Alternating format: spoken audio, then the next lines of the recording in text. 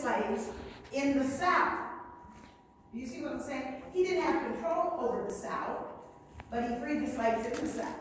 That's like us saying, we're going to make North Korea a democracy. I can make statements all day that I want, but can I enforce them? So Lincoln did at least say that in the South, they were already in war, the North and the South. And he said, okay, in your backyard, those slaves are free. Okay, they said, yeah, right. But the Civil War was won by the North. During the 1870s, from 1870 to 1877, black people were able to, now remember those federal troops are there to protect them, were able to move and to speak and to enjoy their full citizenship rights. But a change is going to come. Always, a change is going to come. In 1877, the federal troops were withdrawn. They said, oh, we've quelled all the anger and all of that. So, we can move out. And the blacks have now gained their rights. But in 1877, the troops had hardly withdrawn to there came the rise of the Ku Klux Klan, the most violent, racist group and still is present today. Yeah, and there are many other ones. So, no federal troops, no protection.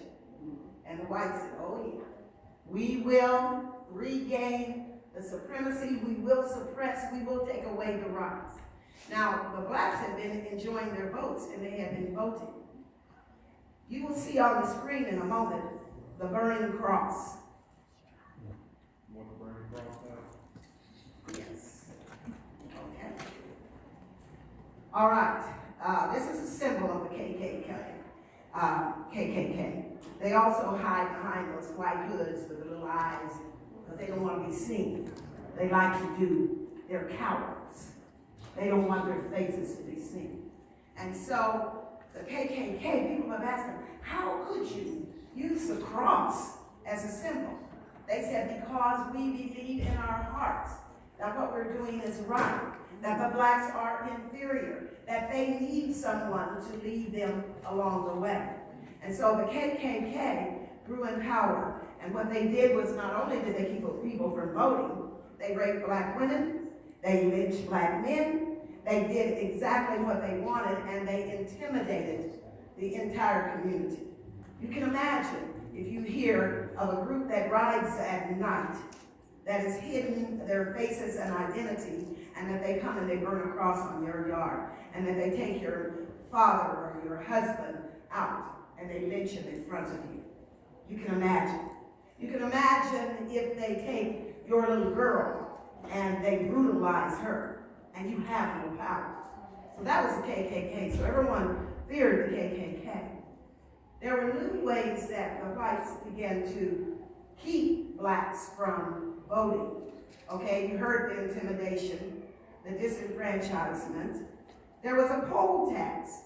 And the poll tax meant that you had to pay to vote in the United States. What the 14th and the 15th Amendment did not do is that they said that the 15th Amendment, you have a right to vote, but if you have a devilish mind, you say, okay, we'll put barriers, we'll suppress the vote. And so what they did is that if you could pay a poll tax, and you had to pay it 2 years before you were going to vote, you always were paying a poll tax. Now, it looks like if everybody has to pay a poll tax, I guess it could be a-okay. But the poll tax where you went to pay, the people who accepted it and said that you had paid were a part of that Ku Klux Klan, that white supremacy group. And so they decided they put in a literacy test, and we're going to see an example of the literacy test. I do have an advanced degree, but I'm telling you, you only had 10 minutes to take this test. It was ridiculous, the wording was circuitous, it was complex, it was designed to make you look like you could not read. And remember that reading was not one of the luxuries that was afforded to most of the slaves. So they came up with another idea, grandfather clause. If your grandfather had voted before the Civil War, or anyone in your family, then you could vote. meant if the whites could not pass the literacy test, but all of them did, because the clerks that were actually administering the test, they were a part of that Klan, that white supremacy group. And then you all know about the lynchings. All right, we'll see, and you won't be able to read this, but it is the Louisiana literacy test. And you might be able to see, I was thinking of one of them. It says, in the space below, draw 3 circles, one inside, engulfed by the other. Okay? There are 30 of these. You've got 10 minutes to take it, and the clerk will decide, did you pass?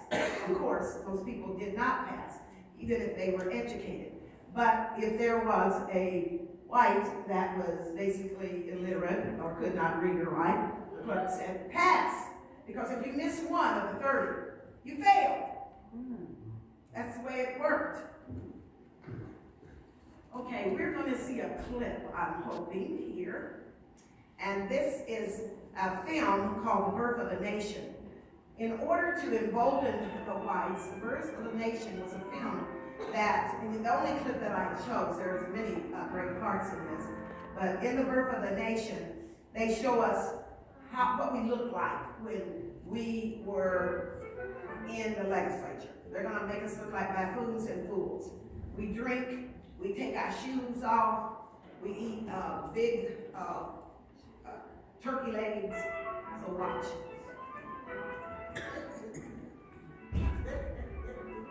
Yeah, they made us look like food.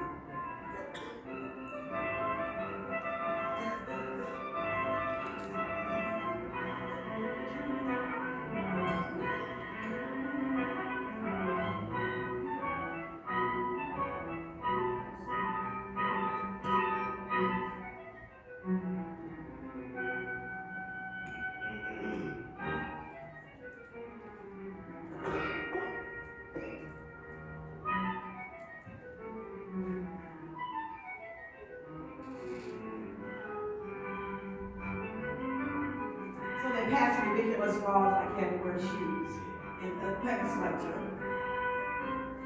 They would pass some other laws that said that the whites had to salute black soldiers. Salute a black soldier. Okay, you can imagine a Klan saying, if this is reality, we've got to do something about it.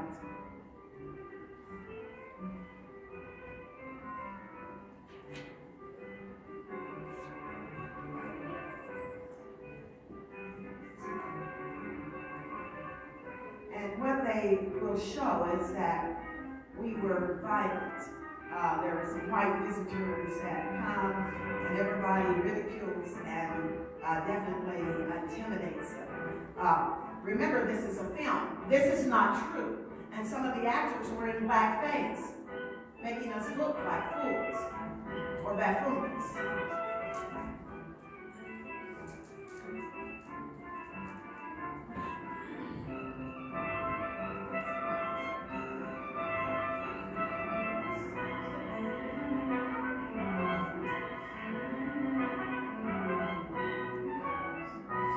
Intimidation, whites were seeing how they were, and it was a movie, and it was very popular.